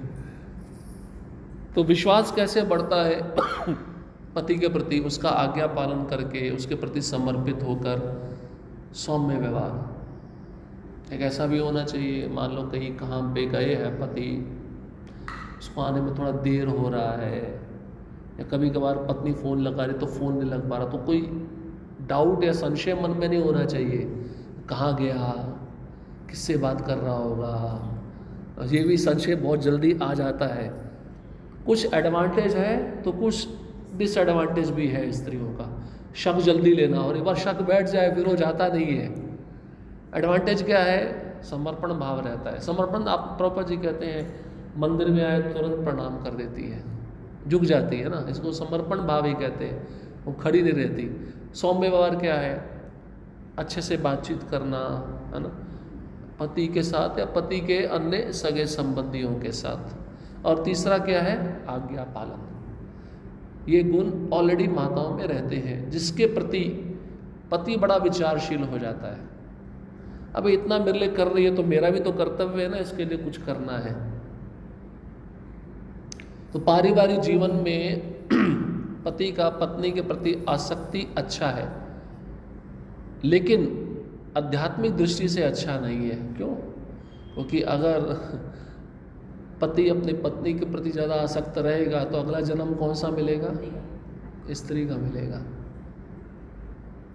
पुरंजन आख्यान इसी के लिए बनाया गया था ना। और कृष्ण भगवद गीता में क्या बोले, अंत काले च मामेवा स्मरण मुक्तवा कलेवरम। आप जो भी विषय का चिंतन स्मरण अंतिम समय में करोगे वही रूप आपको प्राप्त होगा। इसलिए सावधान रहना चाहिए। एक दृष्टि से अच्छा भी है, उसका मन कहीं और नहीं जाएगा, अपनी पत्नी में लगा है, पर एक दृष्टि से गलत भी है। भैया ज़्यादा ये चीज़ें उसको एक स्त्री के शरीर में लेकर पहुंचाएंगी। इसलिए प्रभुपाद जी भी उसका सोल्यूशन भी लिख रहे हैं, प्रॉब्लम बता रहे, सोल्यूशन क्या दिख रहे हैं, बीच में कृष्ण को रख दो, सबसे अच्छा उपाय। इसका मतलब क्या है, दोनों को भक्त होना चाहिए। दोनों को भक्त होके एक साथ बैठ के जप करो, एक साथ भागवतम पढ़ो, भागवतम एक दूसरे को सुनाओ, और ये ज़्यादा सुनाओ, पुरंजन का आख्यान ज़्यादा सुनाओ। क्यों? क्योंकि इससे डिटैचमेंट आएगा, शरीर के प्रति जो आसक्ति है वो कम होती जाएगी। ययाति महाराज का भी चरित्र है 9वें स्कंद में देवयानी के साथ, वो सुनना चाहिए। बकरा और बकरी की कहानी है, अपनी कहानी बता रहे अपनी पत्नी को कि मैं कैसे आसक्त था, तुम कुएं में गिरी हुई थी, मैं सींग खड्डा बना के तुमको बाहर निकालना चाहता था, एक बार छू लिया तो मुझे लगा तुम मेरी पत्नी बन जाओ, तुम्हारे साथ में रहते रहते इतना समय बीत गया, मुझे भगवान की सेवा याद आई नहीं। 1000 वर्ष तक वो पत्नी के साथ में रहकर ये साक्षात्कार किए कि मैं क्या कर रहा हूँ, अग्नि में बार बार घी की बूंदें डाल रहा हूँ, अग्नि और भड़क रही है, उसको कैसे शांत करना है मुझे आज तक पता नहीं था। कौन बोल रहा है? भगवान कृष्ण के पूर्वज बोल रहे हैं। और इन्हीं के वंश में आगे आकर भगवान कृष्ण जन्म लिए थे, यदुवंश में। ये इतिहास है। पुरुरवा महाराज का कथा सुनो। पुरुरवा और उर्वशी, बड़ा खतरनाक संवाद है। उर्वशी तो बोलती है तुमने कैसे मेरे पे विश्वास कर लिया, स्त्री पे तो कभी विश्वास नहीं किया जा सकता, उसका हृदय तो लोमड़ी जैसा है। वहाँ पे बोल रही है अपने बारे में। कब मन बदल जाता है कुछ पता नहीं चलता है। कश्यप और दिति का संवाद पढ़ो, बड़े भयंकर स्टेटमेंट दी हुई हैं उधर। ये ऐसा नहीं है कि एक जाति हीन है एक जाति श्रेष्ठ है। ये आपका जो आसक्ति बना है संसार में, इसको काटने के लिए दी गई है। इस पे चर्चा करना ज़रूरी है और लोग इस पे चर्चा करते नहीं हैं। कईयों को तो वक्ताओं को बड़ी शर्म आती है, हम ये बोल देंगे तो सामने वाला क्या सोचेगा। सत्य कड़वा होता है लेकिन उसको छिपाया नहीं जा सकता है, और ये आपके हित के लिए। देखो दवाई कड़वी रहेगी, आप इसको पियोगे तो आप जल्दी ठीक हो जाओगे ना, आपको कोई बताएगा नहीं। तो हाँ भक्ति चल रही है, जब चालू है काय निवांत काय करायचे नाही, साय नुसता यायचं आहे आणि खायचं आहे आणि जायचं आहे, काय करायचे नहीं। ये तो चल ही रहा है, चलता रहेगा। 1 साल 2 साल 100 साल चलता रहेगा। इसी पजल में घूमते रहो, इसी पहेली में घूमते रहो। तुम्हारे लिए ये भी पहेली है एक। तो कृष्ण दोनों के अस्तित्व का केंद्र बिंदु होने चाहिए।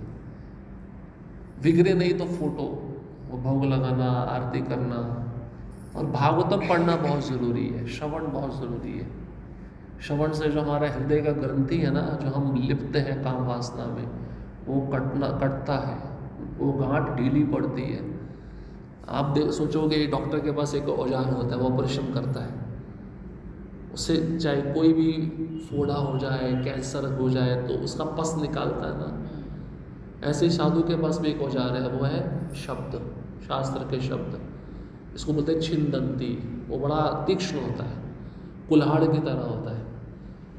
मैं देखा ना, कितना भी सख्त लकड़ी हो, एक ही जगह पे आप बार बार मारते रहोगे, कट जाएगा ना। वही है, जो आपका प्रॉब्लम है उसके बारे में ज़्यादा सुनो। शब्दों का प्रहार जब आपके मन पे ज़्यादा पड़ेगा, गहरा प्रभाव डालेगा, तब आप उसके विचारों से मुक्त हो पाओगे। नहीं, इतना आसान नहीं है। बड़े बड़े राजाओं का इतिहास है। इसलिए यहाँ पे बताया गया है विश्वस्त होना चाहिए एक पत्नी को अपने पति के प्रति। फिर आगे बताया गया है उसे पति के प्रति समर्पित होना चाहिए तथा उनसे मीठे वार्तालाप करना चाहिए। हाँ, ये भी एक है। मीठे वार्तालाप का अर्थ क्या है? सांसारिक वार्तालाप नहीं, भगवान कृष्ण और रुक्मिणी की वार्तालाप करो। आपने वो वार्तालाप सुनी है? कभी कभार कृष्ण चिढ़ाते थे रुक्मिणी को, वो वार्तालाप श्रवण करो आपस में। भगवान अपने रानियों के साथ में द्वारका में कैसे रहते थे, वो वार्तालाप करो। बहुत सुंदर वार्तालाप है। संसार की वार्तालाप तो हर कोई करता रहता है, कोई कैसे रह रहा है, कोई कैसे खा रहा है, क्या कर रहा है। मीठे वार्तालाप का अर्थ वो है, भगवान का जो गृहस्थ जीवन है उस पर चर्चा करो। मीठा वार्तालाप ऐसा नहीं है तू कशी आहे, तुला काय पाहिजे, ऐसा नहीं होना चाहिए। आध्यात्मिक पोषण जरूरी है। अच्छा, इसमें भी भागवतम का कोड दिया है। यहाँ पे तो 4, 29, 15 है, उधर कितना है? सब गड़बड़ है। हाँ, अच्छा 4, 26, 15 ना। ओके, इसमें देखते हैं। अच्छा विषय कोई आया नहीं। देखो भगवान ऐसे विषय चुनकर निकालते हैं, अब जो जिसके भाग्य में नहीं था नहीं था, जो सुन रहा है तो उसका भाग्य है।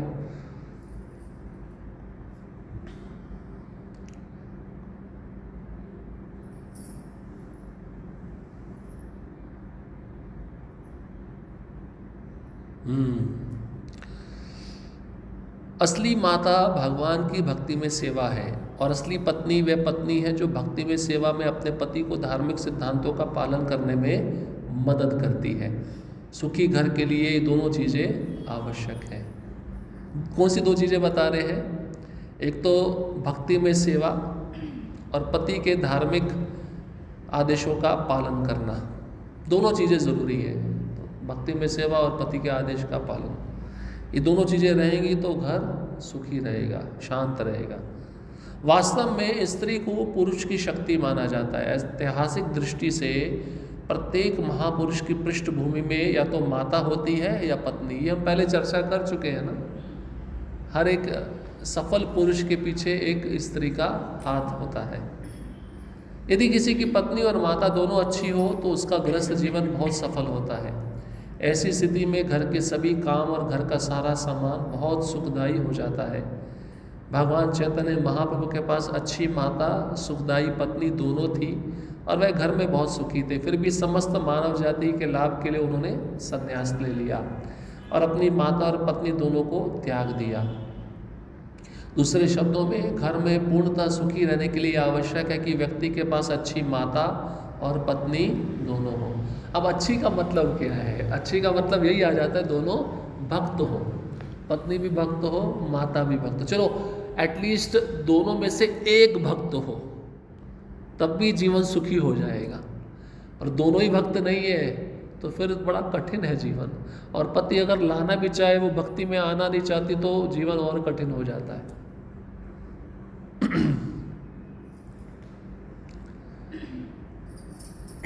जब तक कोई व्यक्ति बुद्धि द्वारा धार्मिक रूप से निर्देशित ना हो और भगवान की भक्ति ना करे, तब तक उसका घर कभी भी किसी संत पुरुष को सुखदायी नहीं हो सकता।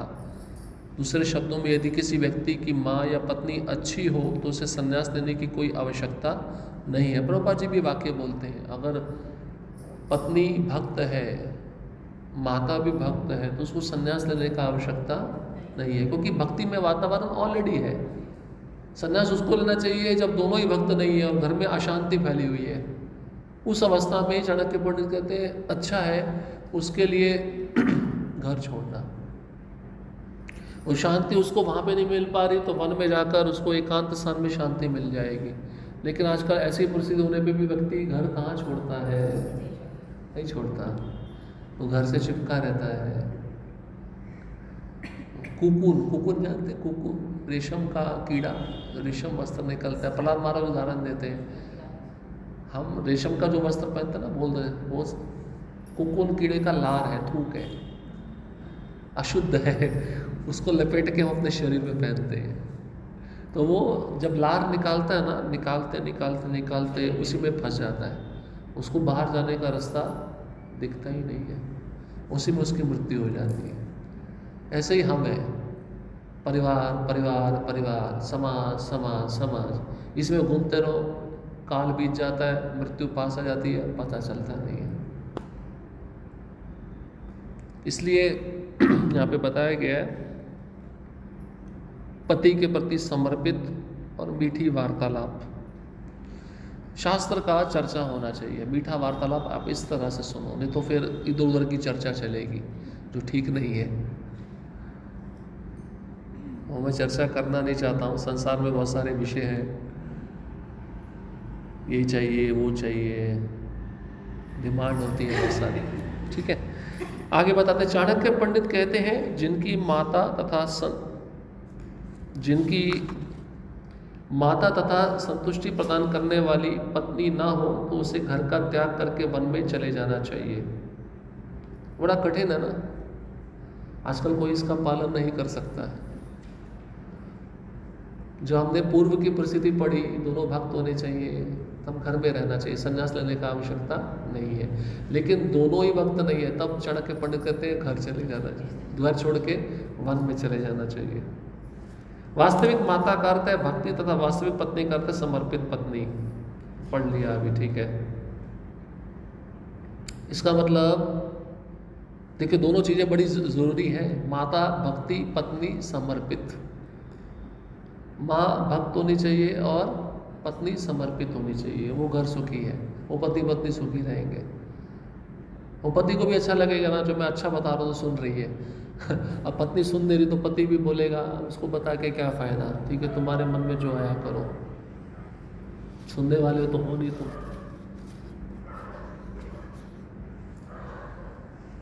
पत्नी को उत्साही, गृह कार्य में दक्ष, घरेलू वस्तुओं की स्वच्छता एवं रख रखाव में पारंगत एवं उचित खर्च करने वाली होनी चाहिए। सही है। पत्नी को उत्साह किस में होना चाहिए? बाहर की चीज़ें खरीदने में, किस में होना चाहिए? भक्ति में उत्साह होना चाहिए। सेवा करना है, सत्संग है, इधर जाना है, कुछ भगवान के लिए खरीदना है, इसमें उत्साह होना चाहिए। उत्साह नहीं, उसमें नहीं। बाहर के जगत में तो लोग बहुत उत्साह दिखाते हैं पैसा कमाने में। ठीक है, पैसा कमाना बुरा नहीं, लेकिन कमा के कृष्ण को देना अच्छा है, वो भाव है तो कोई गलत नहीं है। गृह कार्य में दक्ष होना चाहिए, घर के काम काज में उसको कुकिंग आना चाहिए। आजकल के लड़कियों को तो माला का ये नहीं, माता ने कुछ सिखाया ही नहीं है। गलती उसका नहीं है, गलती उसका माँ का है, संस्कार दिए नहीं। दाल चपाती मला येत नाही, हॉटेलमध्ये जायचं आहे, खायचं आहे, पिझ्ज़ा खायचा है, ये खायचा है बाहर, ये नहीं होना चाहिए। उसको गृह कार्य में दक्ष, गृह कार्य मतलब उसको घर के हर एक काम का पता होना चाहिए, उसको नॉलेज होनी चाहिए क्या सही है क्या गलत है। इवन कि बाहर अगर खरीदारी भी करने जाते हैं तो उस दृष्टि में आपको पता होना चाहिए भाई दुकानदार आपको क्या दे रहा है, पागल तो नहीं बना रहा है, या कोई महंगी वस्तु है, सस्ती वस्तु आपको महंगे में दे रहा है, तो ये भी गृह कार्य से संबंधित है। एक्सपर्ट होना चाहिए, बुद्धि। आजकल माता को बोलो स्कूटी ले गए, स्कूटी वाला येत नहीं, भीति वाटते। एक्सपर्ट होना चाहिए इसमें, कभी भी किसी भी परिस्थिति में कुछ भी आवश्यकता पड़ सकती है, क्या करोगे? आप हिम्मत दिखाओ, भगवान आपको मदद करेंगे, ये पक्की बात है। अरे झांसी की रानी का नाम सुना है ना, जो अंग्रेजों से लड़ गई, उससे बड़ा सबूत आपको और क्या चाहिए? बहुत सारी क्षत्रिय क्षत्राणी रानियां हैं हमारे संस्कृति में। और बताते हैं घरेलू वस्तुओं की स्वच्छता, घर में साफ सुथरा रखना। देखो एक उदाहरण बता देता हूँ ब्रह्मचारी और गृहस्थों का। ब्रह्मचारी का रूम हमेशा मैसअप रहेगा, वैसा समझते कुछ ठीक से रखा नहीं होगा, वो अस्त व्यस्त साफ सुथरा नहीं। लेकिन गृहस्थ का घर देखो टिप टॉप साफ सफाई। कौन होता है? स्त्री होती है जो उसको संभालती है। हमारा क्या, हम पढ़े ऐसे ही, कोई टेंशन भी नहीं है। इसलिए प्रभुपाद जी कहते थे cleanliness is next to godliness. स्वच्छता के पास में ही भगवान निवास करते हैं। स्वच्छता मतलब सत्व गुण, घर की हर एक चीज़ को देखना, संभालना, साफ रखना, ये स्त्री का धर्म है।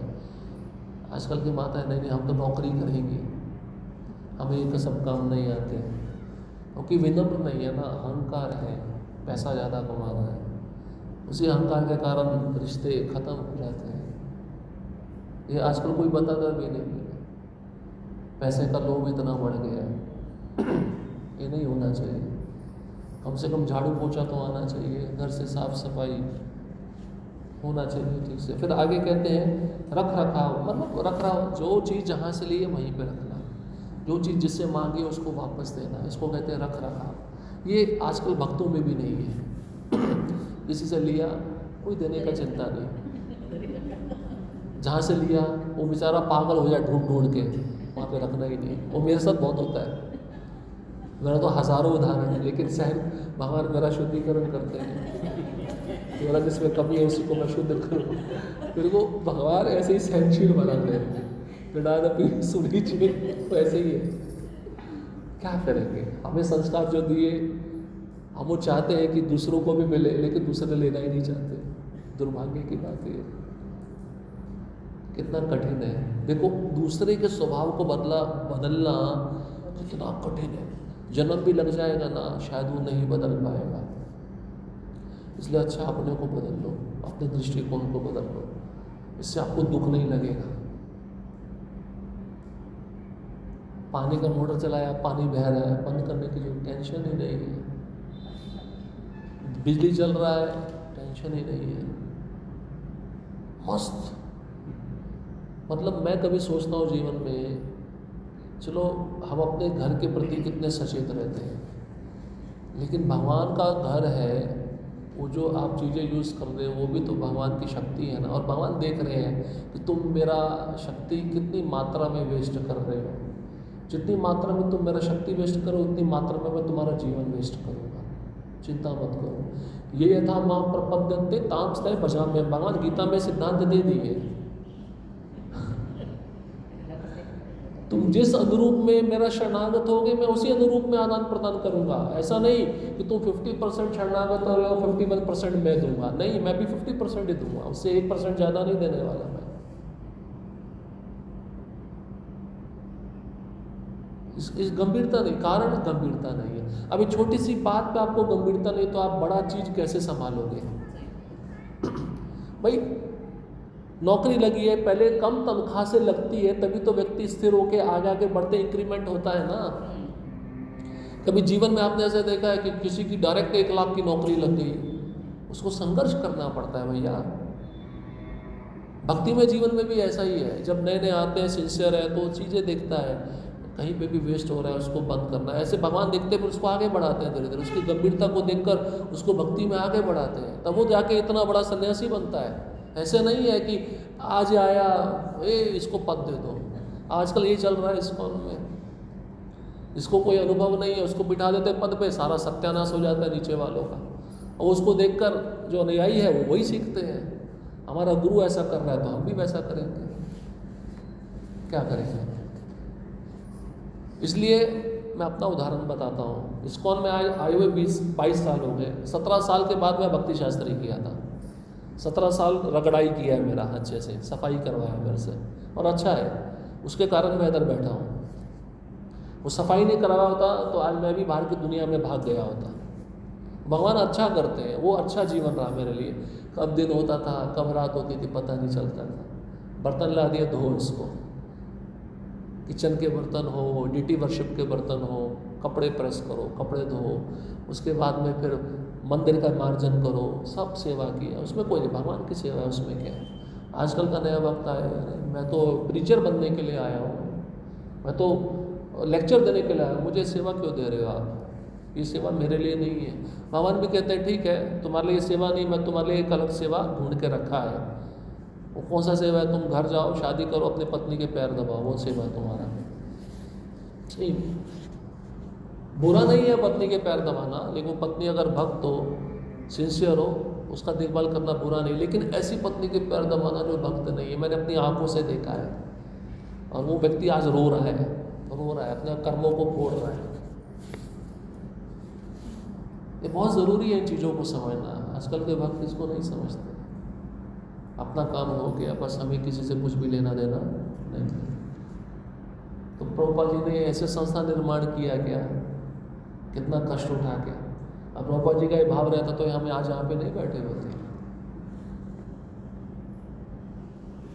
और उचित खर्च करने वाली होनी चाहिए भाई। जहाँ पे स्त्री को समझना चाहिए, जहाँ पे खर्च ज़्यादा हो रहा है नहीं करना है, उसको कम कर दो। आप अपना लिमिट देखो, लिमिट को देखकर खर्चा करो। ऐसा नहीं, जितना वो कहावत है ना, जितने पाँव हो जितने चादर उतना पाँव पसारो।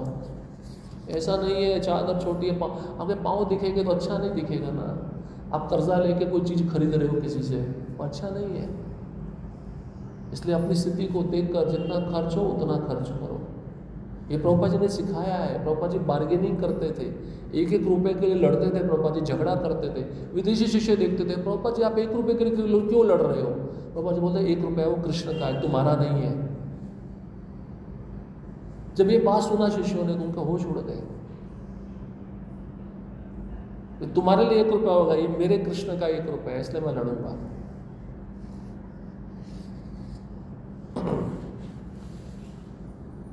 अपनी इंद्रियों को नियंत्रित तथा अत्यंत धीरतापूर्वक सेवा करनी चाहिए। ये स्त्री का गुण होना चाहिए, इंद्रियों को नियंत्रण। ये पुरुष के लिए नहीं है, स्त्रियों के लिए भी है। आंखें इधर उधर नहीं जानी चाहिए, आंखों से ही सब प्रॉब्लम शुरू होता है।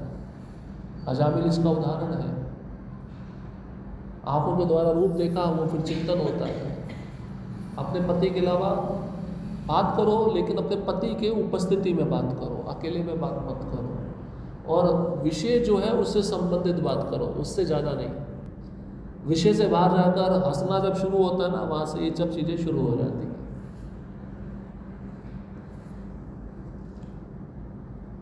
और धीरता होनी चाहिए। धीरता मतलब धैर्य।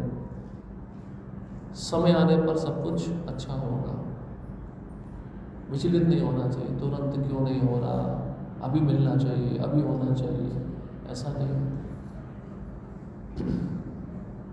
उसे अपने पति की आदतों एवं रुचियों के अनुसार व्यवहार करना चाहिए, सीखना चाहिए तथा पति की परिस्थिति का अनुसरण करते हुए व्यवहार करना चाहिए। देखिए यहाँ पे श्रीमद् भागवतम में माता देवहूति का आदर्श दिया है। पति की आदत क्या है, उसकी रुचि क्या है। रुचि में मतलब खान पान आ जाता है, पति को क्या अच्छा लगता है वो बना के खिलाना। ये पत्नी को पता होना चाहिए, उसको वैसा व्यवहार करना सीखना चाहिए।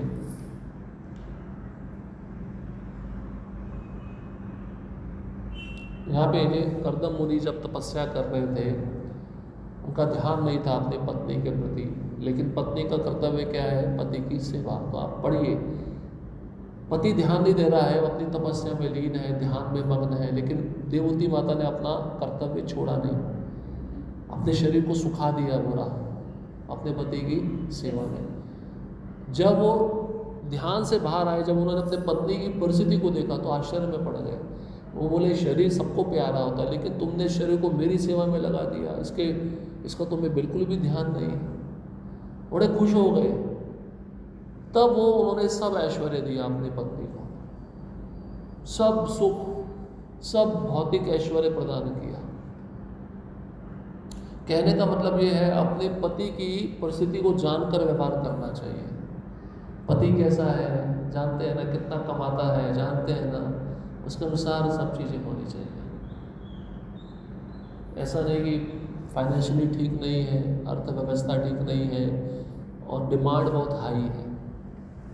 सोचना चाहिए, पत्नी को सोचना चाहिए कि मेरे एक वाक्य से भी पति के मन में कोई चिंता पैदा ना हो। चिंता मतलब कोई मैं ऐसी डिमांड कर दूं जिससे मेरा पति पूरा ना कर पाए, पूरा करना चाहे तो उसको बहुत प्रयास करना पड़े, बहुत मुश्किलों का सामना करना पड़े। ऐसा नहीं होना चाहिए।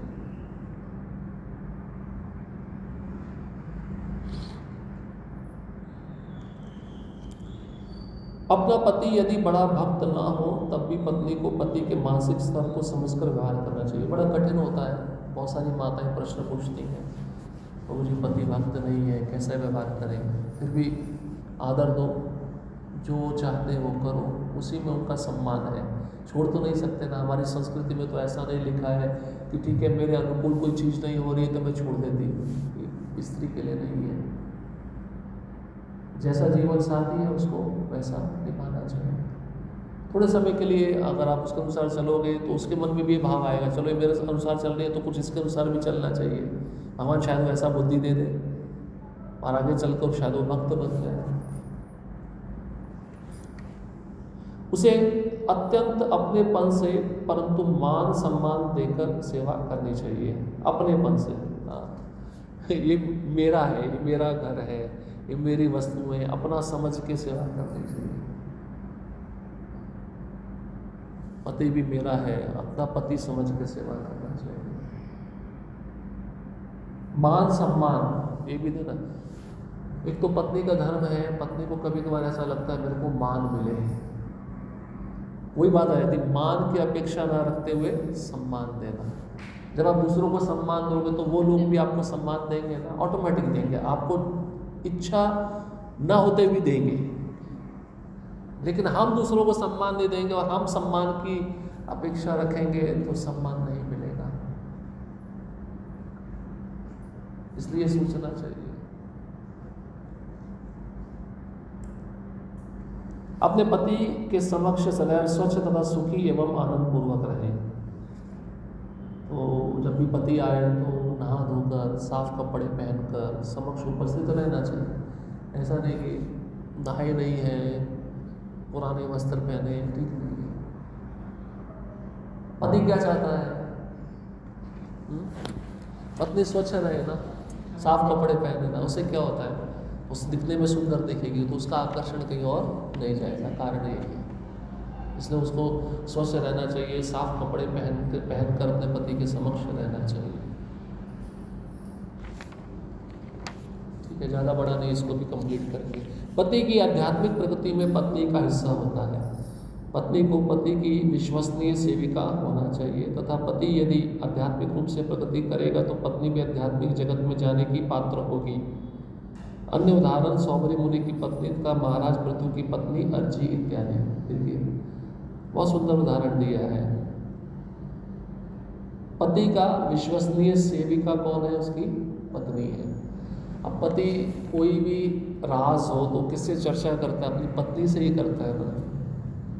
विश्वसनीय, गोपनीय, ये शब्द पत्नी के लिए प्रयोग किए गए हैं। तो विश्वसनीय बनकर पत्नी को पति का सेवा करना चाहिए। और आध्यात्मिक रूप से यदि पति भक्त है तो उसकी पत्नी ऑटोमेटिक उसके साथ वैकुंठ जाएगी। जब पत्नी भक्त नहीं भी है तब भी जाएगी, अगर वो आज्ञा का पालन कर रही है। ये गुण है भक्ति का। तो पति को भक्त होना जरूरी है। उदाहरण दिया है सौबरी मुनि का, जो कितनी रानियों से विवाह किए थे? 50। गए थे एक से विवाह करने और बुढ़ापे को देखकर किसी ने पसंद नहीं किया। योगी थे, सुंदर शरीर बना लिया, 50 में झगड़ा हो गया, मैं इसको पति बनाऊंगी। 50 में मारकाट हो गई। सोचिए आप, 50 से शादी करना पड़ा, हर एक से 10-10 बच्चे हुए। अकेले थे, कितना कुटुंब बढ़ गया, 500 तक पहुंच गया। उसके बाद में उनको याद आया, अरे बहुत बड़ा गलती कर दिया। लेकिन उस परिस्थिति में भी देखिए, जब उन्होंने छोड़ा, आप पढ़ेंगे भागवतम इतना अद्भुत ग्रंथ है। जब सौबरी मुनि छोड़े, वानप्रस्थ वापस गए, मेरे से बहुत बड़ा गलती हो गया, मैं कहाँ फंस गया, तो पत्नियां भी पीछे पीछे गई। आप तपस्या करोगे, हम भी करेंगे, हम आपकी सेवा करेंगे। 50 सेवा करती थी उनकी। और जब शरीर छोड़े, भगवत धाम गए, तो 50 भगवत धाम गए उनके साथ। ये उदाहरण है। और अर्ची, वो तो साक्षात लक्ष्मी का स्वरूप है।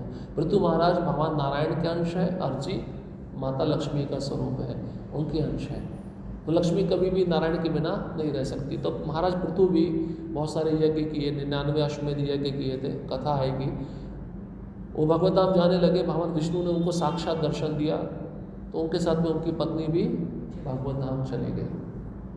ऐसे बहुत सारे उदाहरण हैं।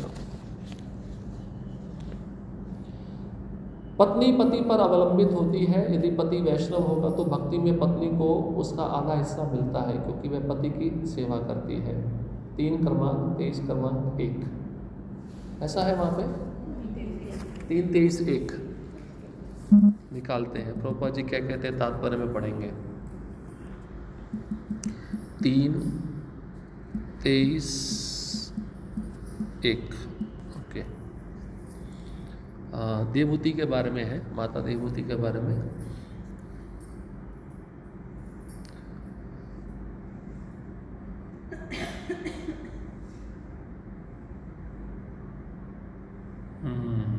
देखिए अच्छा उदाहरण दिए हैं प्रभुपाद जी। भवानी का विशेष उदाहरण बहुत महत्वपूर्ण है। भवानी का अर्थ है भवा या भगवान शिव की पत्नी। भवानी या पार्वती, जो हिमालय के राजा की पुत्री थी, ने भगवान शिव को एक भिखारी की तरह दिखते थे, अपने पति के रूप में चुना। एक राजकुमारी होने के बावजूद उन्होंने भगवान शिव की संगति करने के लिए सभी प्रकार के कष्ट उठाए। जिनके पास घर भी नहीं था, लेकिन वह पेड़ों के नीचे बैठकर ध्यान में अपना समय बिता रहे थे। यद्यपि भवानी एक बहुत महान राजा की पुत्री थी, लेकिन वह भगवान शिव की सेवा एक गरीब महिला की तरह करती थी। इसी तरह देवहूति एक सम्राट स्वयंभू मनु की पुत्री थी, फिर भी उन्होंने कर्दम मुनि को अपना पति स्वीकार करना पसंद किया। उन्होंने बड़े प्रेम और स्नेह के साथ उनकी सेवा की। और वह जानती थी कि उन्हें कैसे प्रसन्न किया जाए, इसलिए उन्हें यहाँ साध्वी कहा गया है। देखिए, पुरुष के लिए साधु शब्द प्रयोग होता है, स्त्री के लिए साध्वी। यहाँ पे अर्थ बताते हैं, जिसका अर्थ है पवित्र वफादार पत्नी। उनका दुर्लभ उदाहरण वैदिक सभ्यता का आदर्श है। हर महिला से देवती या भवानी की तरह अच्छी और पवित्र होने की उम्मीद की जाती है। आज भी हिंदू समाज में अविवाहित लड़कियों को भगवान शिव की पूजा करने के लिए सिखाया जाता है, इस विचार के साथ कि उन्हें उनके जैसे पति मिल सकते हैं। भगवान शिव आदर्श पति हैं, धन या इंद्र संतुष्टि के अर्थ में नहीं, बल्कि इसलिए कि वे सभी भक्तों में सबसे महान हैं। ओके, तो दो उदाहरण है, भगवान शिव का और कर्दम मुनि का। कर्दम मुनि भी साधु थे, उनके पास अपनी छोटी सी कुटिया थी, और देवती महाराज स्वयंभू मनु की पुत्री थी। कितना वैभव होगा, लेकिन उन्होंने किसको चुना अपने पति के रूप में? एक भक्त को चुना। भक्त की ज़्यादा महिमा है।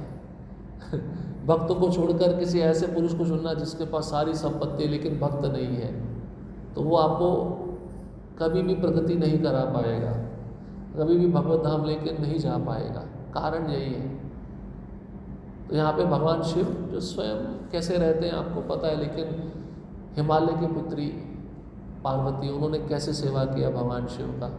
और जब कर्दम मुनि ध्यान में थे तो देवती माता ने कैसे सेवा किया। तो जब सेवा वो कर रहे थे तो पति जो ध्यान करते हैं, पति जो यज्ञ करते हैं, अनुष्ठान करते हैं, उसका हिस्सा पत्नी का भी होता है। पत्नी को ऑटोमेटिक हिस्सा मिलता है खाली सेवा करने से। चाहे वो अनुष्ठान में भाग नहीं मिले तो भी चलेगा, लेकिन सेवा करने से पति के सारे आध्यात्मिक संकल्पों का फल पत्नी को मिल जाता है। इसलिए पत्नी पति पर अवलंबित होती है, डिपेंड होती है। अवलंबित मतलब निर्भर, डिपेंड। देवती द्वारा कर्दम मुनि की गई सेवा सबके लिए आदर्श है। इसको हम आगे पढ़ेंगे विस्तार पूर्वक। पति के पुण्य कर्म का आधा भाग पत्नी को मिलता है, परंतु पति पत्नी के आधे पापों का भागी होता है। अब सोच रहे पुण्य मिल रहा है तो पाप भी मिल रहा है, वो भी तैयार कर लो। हम बोलते नहीं पुण्य चाहिए लेकिन पाप नहीं चाहिए, तो पति जो पाप करता है वो भी पत्नी को आधा लेना पड़ता है। इसलिए एक पत्नी को अच्छा मार्गदर्शक होना चाहिए।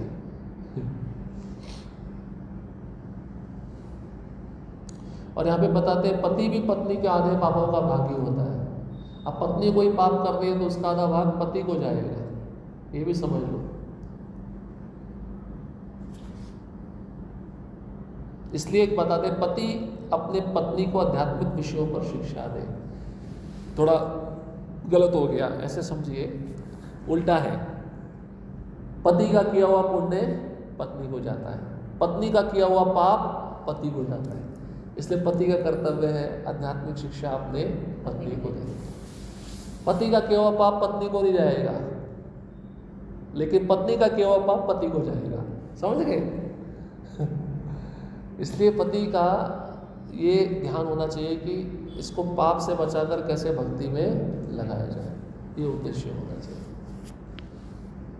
यदि पत्नी आज्ञाकारी नहीं हो तो वह अपना पाप स्वयं भोगती है। खतरनाक स्टेटमेंट है। ऐसे पाप लगेगा ना, अगर पत्नी आज्ञा का पालन नहीं कर रहे अपने पति का, तो पाप का भागी बन जाएगी, स्वयं पाप भोगेगी। पतिव्रता स्त्री द्वारा प्राप्त अलौकिक सामर्थ्य। अभी जो स्त्री होती है, कभी किसी पर पुरुष का संग नहीं की, स्पर्श नहीं की, देखी नहीं की, विचार भी नहीं की, उसका क्या शक्ति होता है, सुन लो। पतिव्रता स्त्री का एक बहुत बड़ा अस्त्र है। 3 प्रकार की पतिव्रता स्त्रियां होती है, पतिव्रता, साध्वी तथा सती। अरुंधति रामायण में से उदाहरण दिया गया है। रेणुका जमदग्नि की पत्नी के पुराणों में से उदाहरण है। सावित्री सत्यवान की पत्नी पुराणों में से है।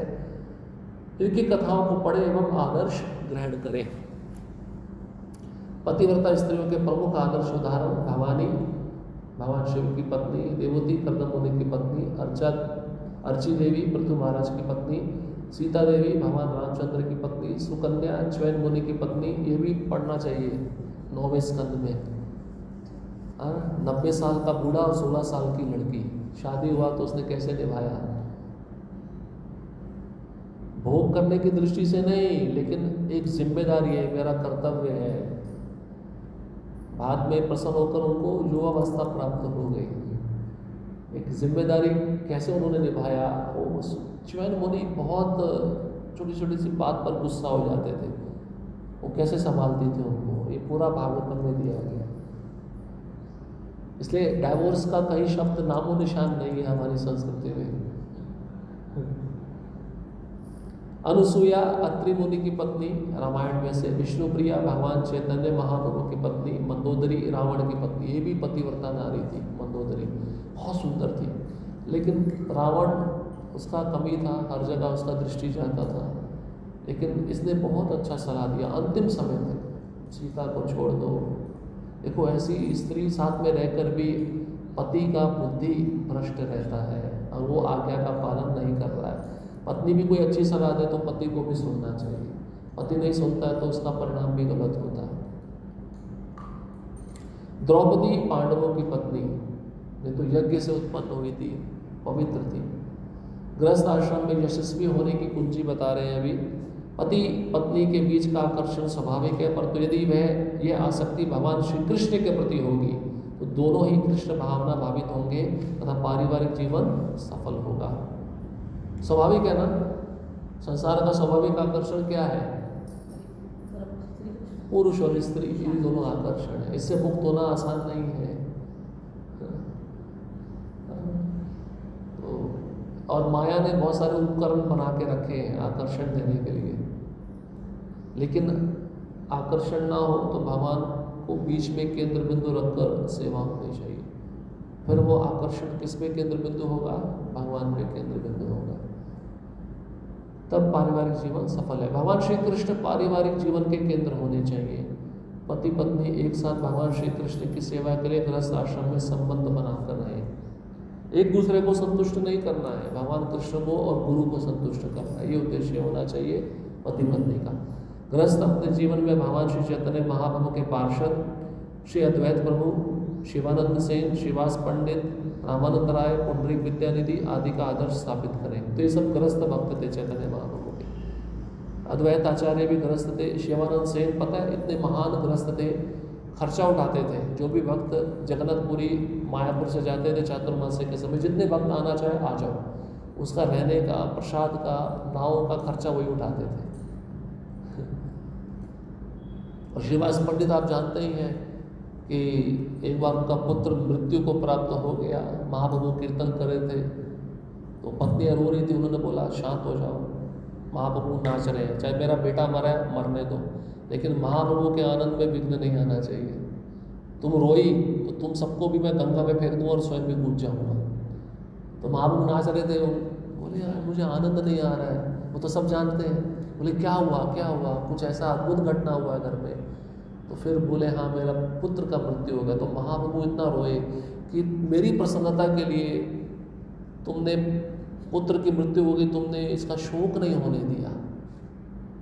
तो महाप्रभु उस मरे हुए पुत्र को जीवित करते हैं, उससे बुलवाते हैं कि मैं कुछ समय के लिए आया था, मेरा कोई माता पिता नहीं, कोई भाई बहन नहीं, अपने कर्म के अनुसार मैं एक शरीर में आता हूँ और दूसरे शरीर में चला जाता हूँ।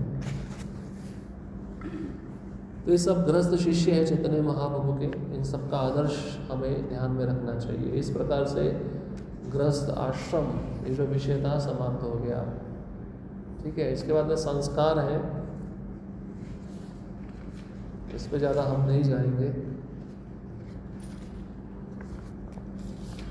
ठीक है, हरे कृष्णा कृष्णा कृष्णा हरे हरे, हरे राम राम राम हरे हरे। किसी का कोई प्रश्न?